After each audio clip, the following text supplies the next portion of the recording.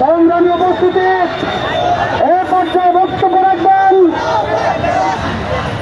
এই আসনের জামাত মনোনীত যিনি সংসদ সদস্য পদপ্রার্থী ছিলেন, যিনি এই আসনের অলিতে গলিতে অক্লান্ত পরিশ্রম করেছিলেন, যেই পরিশ্রম মানিক ভাইয়ের জন্য তিনি উৎসর্গ করে দিয়েছেন। বাংলাদেশ ইসলামী ছাত্র শিবিরের সাবেক কেন্দ্রীয় সভাপতি,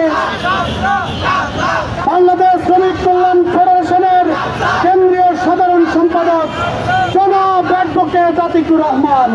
বক্তব্য রাখছেন। জনাব অ্যাডভোকেট আতিকুর রহমান।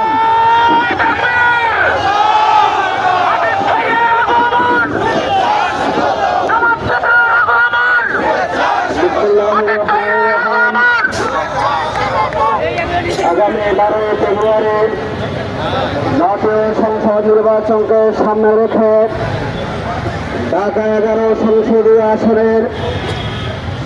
10 দলীয় নির্বাচনী ঐক্যের মনোনীত প্রার্থী জাতীয় নাগরিক পার্টির সম্মানিত আহ্বায়ক 24 জুলাই বিপ্লবের অন্যতম সেনাপতি,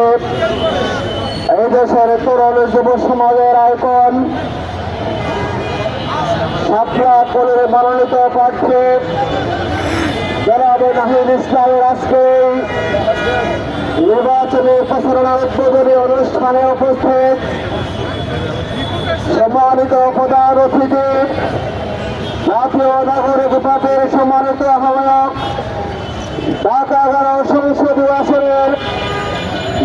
দলের মনোনীত প্রার্থী